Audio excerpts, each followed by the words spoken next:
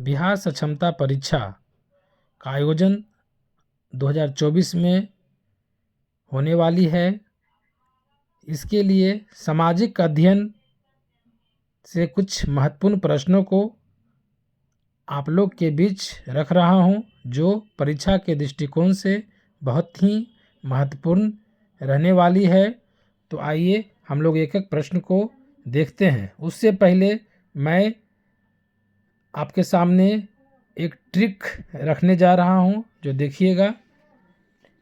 Question है, कुचिपुड़ी किस राज्य का लोक नृत्य है? कुचिपुड़ी। तो कुचिपुड़ी जो है किस राज्य का लोक नृत्य है? तो इसका देखिएगा, कुचिपुड़ी जो है आंध्र प्रदेश राज्य का है लोक नृत्य। आंध्र प्रदेश, आंध्र प्रदेश राज्य का है, आंध्र प्रदेश। अब इसको याद रखने के लिए क्या करना है, जरा ध्यान दीजिएगा। कुचिपुड़ी, कुचिपुड़ी अर्थात कच्चा पूड़ी, कच्चा पूड़ी, कच्चा पूड़ी है ना। कच्चा पूड़ी जो है कि कौन लोग खा सकते हैं? देखिए, याद करने के लिए है, इसको माइंड में नहीं लेना है। कच्चा पूड़ी यानी कि अंधा लोग खा सकते हैं, अंधा लोग, अंधा लोग अर्थात अंधा लोग। तो कच्चा पूड़ी अंधा लोग खा सकते हैं, तो आंध्र प्रदेश है ना। आंध्र प्रदेश इसका आंसर। इसको याद रखने का तरीका है कि कुचिपुड़ी किस राज्य का लोक नृत्य है? तो कुचिपुड़ी आंध्र प्रदेश का, क्योंकि कच्चा पूड़ी अंधा लोग खाते हैं। ठीक है, अब आगे बढ़ते हैं प्रश्न की ओर।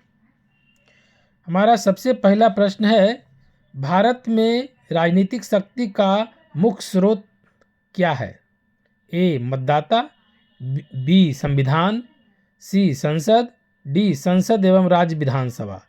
तो इसका जवाब होगा ए मतदाता। मतदाता जो है राजनीतिक शक्ति का मुख्य स्रोत होता है, मतदाता होगा ए। क्वेश्चन नंबर दूसरा, किस संविधान संशोधन द्वारा भारतीय संविधान की भूमिका में समाजवादी एवं धर्मनिरपेक्ष शब्द जोड़े गए? ए 41वां संशोधन, बी 42वां संशोधन, सी 43वां संशोधन या डी 44वां संशोधन। इसका जवाब देखिए क्या होगा। किस संविधान संशोधन द्वारा भारतीय संविधान की भूमिका में समाजवादी और धर्मनिरपेक्ष शब्द को जोड़ा गया है? तो इसका जवाब होगा बी आंसर होगा। 42वां संविधान संशोधन, 42वां संशोधन में इसको जोड़ा गया है। चलिए प्रश्न नंबर 3, भारतीय संविधान में सम्मिलित मौलिक अधिकारों की संख्या कितनी है? ए 5, बी 6, सी 7, डी 8। तो सम्मिलित मौलिक अधिकार की जो संख्या है, इसका जवाब होगा 6, बी आंसर 6 6 है। मौलिक अधिकार की संख्या 6 है। आपको मालूम होगा कि मूल संविधान, जब हमारा संविधान बनकर तैयार हुआ था, उस समय मौलिक अधिकार 7 थे। उसमें संपत्ति के अधिकार को 44वां संशोधन द्वारा हटा दिया गया था, इसको अलग विषय में रख दिया गया था। इसलिए अभी जो है हमारा मौलिक अधिकार की जो संख्या अच्छा है। क्वेश्चन नंबर 4, कितने वर्ष की आयु में कोई भारतीय नागरिक भारत का प्रधानमंत्री बन सकता है? ए 18 वर्ष, बी 21 वर्ष, सी 25 वर्ष, डी 35 वर्ष। कितने वर्ष की आयु में कोई भारतीय नागरिक भारत का प्रधानमंत्री बन सकता है? तो इसका जवाब होगा 25 वर्ष, सी 25 वर्ष। क्वेश्चन नंबर 5, केंद्रीय मंत्रिपरिषद का उत्तरदायित्व होता है? एक लोकसभा के प्रति, बी लोकसभा एवं राज्यसभा दोनों के प्रति, सी प्रधानमंत्री के प्रति, डी राष्ट्रपति के प्रति। तो इसका जवाब होगा ए लोकसभा के प्रति। केंद्रीय मंत्रिपरिषद का जो उत्तरदायित्व होता है वो लोकसभा के प्रति होता है। क्वेश्चन नंबर 6, क्वेश्चन नंबर 6 को देखिएगा। मूल भारतीय संविधान में शामिल राज्य के नीति निर्देशक तत्वों की संख्या थी। मूल भारतीय संविधान, जब संविधान लागू हुआ था, उस समय राज्य के नीति निर्देशक तत्वों की संख्या कितनी थी? ए 11, बी 12, सी 13, डी 14। तो इसका जवाब होगा डी 14 था। मूल भारतीय संविधान में शामिल राज्य के नीति निर्देशक तत्वों की संख्या कितनी थी? 14 थी। क्वेश्चन नंबर 7, भारतीय संविधान के लागू होने की तिथि है? ए 26 जनवरी 1950, बी 15 अगस्त 1947, सी 15 जून 1945, डी 26 नवंबर 1949। यहाँ देखिए एक प्रश्न पूछ रहा भारतीय संविधान के लागू होने की तिथि, यानी किस दिन लागू हुआ था। तो इसका जवाब होगा 26 जनवरी 1950 को हमारा भारतीय संविधान जो है कि लागू हो गया था। ए आंसर होगा। प्रश्न नंबर 8, अंतर्राष्ट्रीय न्यायालय कहाँ स्थित है। अंतर्राष्ट्रीय न्यायालय ए न्यूयॉर्क में, बी वाशिंगटन में, सी पेरिस में, डी हेग में। तो अंतर्राष्ट्रीय न्यायालय कहाँ स्थित है। अंतर्राष्ट्रीय न्यायालय जो है वह जो है हेग में स्थित है। हेग में, 8 का डी होगा, हेग में स्थित है। प्रश्न नंबर 9, संयुक्त राष्ट्र संघ की सुरक्षा परिषद में अस्थायी सदस्यों की कुल संख्या कितनी है। संयुक्त राष्ट्र संघ की जो सुरक्षा परिषद में है जो, उसमें अस्थायी सदस्यों की संख्या कुल कितनी है। ए 5 है, बी 12 है, या सी 15 है, या डी 7 है। तो इसका जवाब होगा 5। संयुक्त राष्ट्र संघ की सुरक्षा परिषद में अस्थायी सदस्यों की संख्या 5 होगी। A answer. प्रश्न नंबर 10, संपत्ति के अधिकार को एक मौलिक अधिकार मानना कब बंद कर दिया गया। अभी हम चर्चा किए थे कि संपत्ति को अधिकार को जो है मौलिक अधिकार से बाहर किया गया था। 44वें संशोधन द्वारा हटाया गया था इसको। तो कितने ईस्वी में इसको जो है कि बंद किया था। ए 1975, बी 1971, सी 1976, या डी 1978। तो इसको जो है 1978 ईस्वी में बाहर कर दिया गया था मौलिक अधिकार को। मौलिक अधिकार से संपत्ति के अधिकार को बाहर कर दिया गया था। प्रश्न नंबर 11, किस संशोधन द्वारा भारतीय संविधान में संपत्ति का अधिकार मौलिक अधिकारियों की श्रेणी से हटा दिया गया था। ए 42वां संशोधन, बी 44वां, सी 43वां, या डी 45वां। तो इस पर अभी भी चर्चा किए थे। 3 प्रश्न हो गए। 44वां संशोधन द्वारा संपत्ति के अधिकार को बाहर कर दिया गया था मौलिक अधिकार से। चलिए क्वेश्चन नंबर 12 ध्यान देंगे। भारतीय संविधान में राष्ट्रपति को कितने प्रकार की आपातकालीन शक्तियां प्रदान की गई है। ए 4, बी 3, सी 2, या डी 7, है ना। तो इसका जवाब क्या होगा कि भारतीय संविधान में राष्ट्रपति को कितने प्रकार की आपातकालीन शक्तियां प्रदान की गई है। तो 3 प्रकार की आपातकालीन शक्तियां प्रदान की गई है, 3 प्रकार की। क्वेश्चन नंबर 13, भारतीय संविधान के किस अनुच्छेद का संबंध वित्त विधेयक से है। ए 260, बी 355, सी 109, डी 365। तो भारतीय संविधान के किस अनुच्छेद का संबंध वित्त विधेयक से है।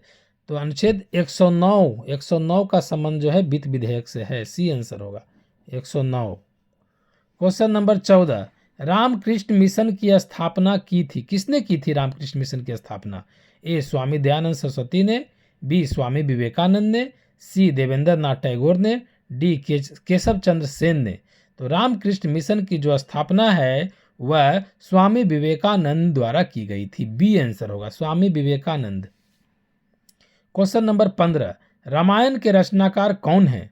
रामायण को लिखने वाले कौन है। ए वेदव्यास, बी वाल्मीकि, सी कालिदास, या डी तुलसीदास। तो रामायण के रचनाकार कौन है। महर्षि वाल्मीकि। बी आंसर होगा महर्षि वाल्मीकि। चलिए आगे देखते हैं। क्वेश्चन नंबर 16, स्वराज मेरा जन्मसिद्ध अधिकार है, यह उद्घोषणा किसने किया था। ए लाला लाजपत राय ने, बी पंडित मोतीलाल नेहरू ने, सी लोकमान्य तिलक ने, डी केशव चंद्र सेन ने।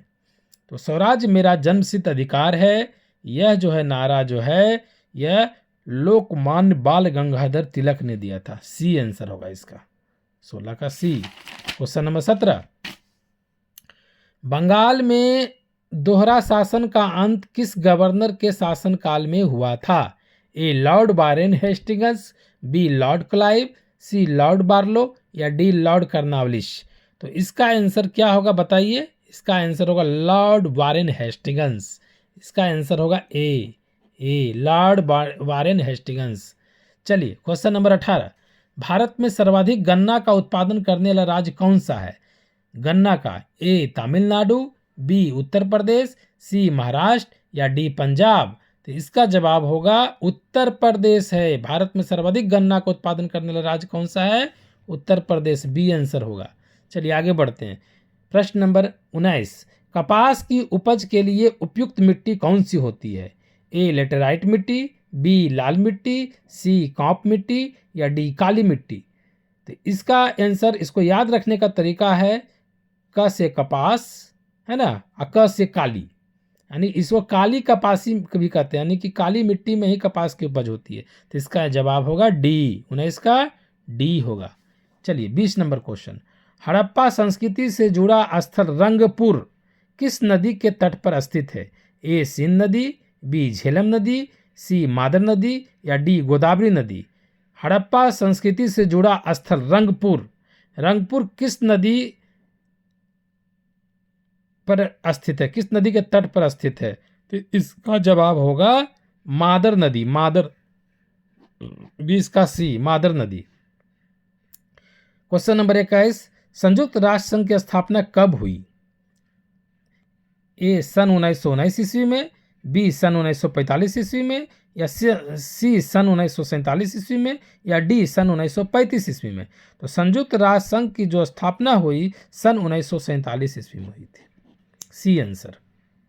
क्वेश्चन नंबर 22, अब क्वेश्चन नंबर 22 पर हम लोग आते हैं। भारतीय संविधान में प्रथम संशोधन कब हुआ था? जब भारतीय संविधान हमारा जब लागू हुआ था, आप जानते हैं कि 26 जनवरी 1950 में हुआ था। इसमें प्रश्न पूछा जा रहा है कि प्रथम संशोधन कब किया गया था? ए 1950 ईस्वी में, बी 1951 ईस्वी में, सी 1952 ईस्वी में, डी 1954 ईस्वी में। तो इसमें प्रथम संशोधन जो है वह 1951 ईस्वी में किया गया था। इसका जवाब बी होगा, बी 1951 ईस्वी में। क्वेश्चन नंबर 23, महान ग्रंथ अर्थशास्त्र के लेखक कौन थे? अर्थशास्त्र, ए अमर्त्य सेन, बी कौटिल्य, सी मनु, डी एडम स्मिथ। तो इसको मालूम होगा कि अर्थशास्त्र के लेखक जो कौन थे? कौटिल्य थे, कौटिल्य, बी आंसर होगा।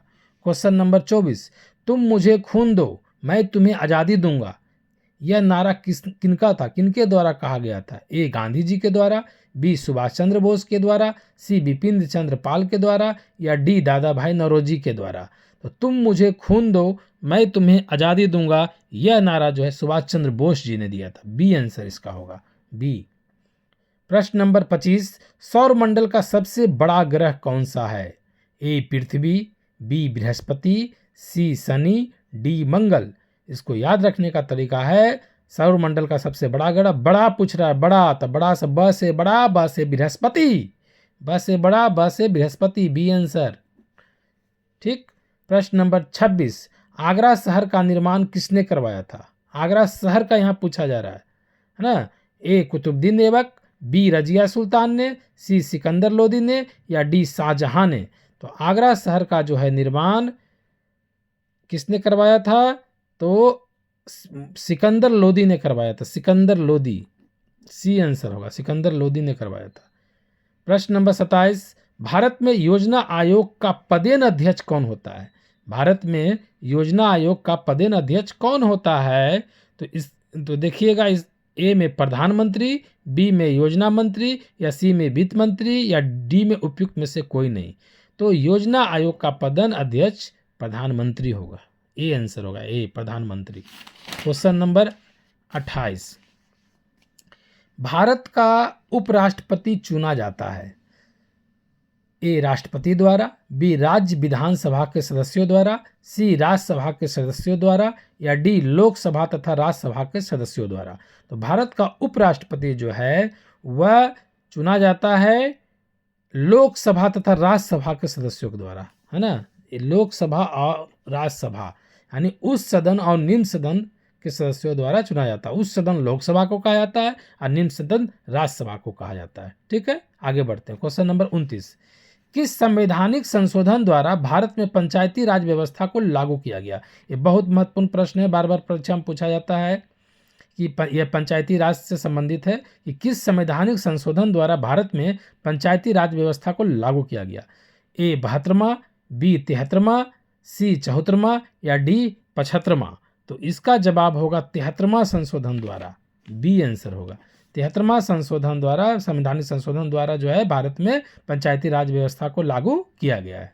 प्रश्न नंबर 30, एस्किमो के घर को क्या कहते हैं? एस्किमो, ये हमारे क्लास में पढ़ना भी है और ये परीक्षा में बहुत इंपॉर्टेंट प्रश्न है कि एस्किमो के घर को क्या कहा जाता है? ए हार्पून, बी बिगलू, सी इग्लू या डी हट। तो एस्किमो के घर को इग्लू कहा जाता है, सी आंसर होगा, सी। प्रश्न नंबर 31, निम्नलिखित में कौन सा जीवाश्म ईंधन नहीं है? जीवाश्म ईंधन नहीं है, ए यूरेनियम, बी कोयला, सी प्राकृतिक गैस या डी पेट्रोलियम। तो निम्नलिखित में से कौन सा जीवाश्म ईंधन नहीं है? तो इसका जवाब होगा यूरेनियम। यूरेनियम जीवाश्म ईंधन नहीं है, बाकी सब जीवाश्म ईंधन है। क्वेश्चन नंबर 32, संविधान सभा का अस्थायी अध्यक्ष कौन था? अस्थायी अध्यक्ष, इसके पिछले वीडियो में आप पर चर्चा किए तो उसमें बताए थे अस्थायी अध्यक्ष, है ना। अस्थायी अध्यक्ष कौन था? ए जवाहरलाल नेहरू या बी डॉक्टर राजेंद्र प्रसाद या सी सच्चिदानंद सिन्हा या डी BN राव। तो इसका जवाब होगा, इसका आंसर होगा सच्चिदानंद सिन्हा, अस्थायी अध्यक्ष। देखिएगा, याद रखिएगा, इसमें 2 प्रश्न आते हैं। संविधान सभा का अस्थायी अध्यक्ष होंगे डॉक्टर राजेंद्र प्रसाद और अस्थायी होंगे सच्चिदानंद सिन्हा। इस तरह से हम लोग महत्वपूर्ण प्रश्नों पर चर्चा कर लिए। धन्यवाद। और मैं आपसे अनुग्रह करता हूँ कि आप जो है, अगर मेरा वीडियो अच्छा लगे तो इसको लाइक, सब्सक्राइब और शेयर ज़रूर करें। और आपका प्यार अगर हम पर बना रहेगा तो इसी तरह से मैं परीक्षा के दृष्टिकोण से और भी महत्वपूर्ण प्रश्नों को लाता रहूँगा और सभी विषय को लाता रहूँगा। अब आगे हिंदी का भी लाऊंगा, गणित का भी लाऊंगा। इसी के साथ धन्यवाद।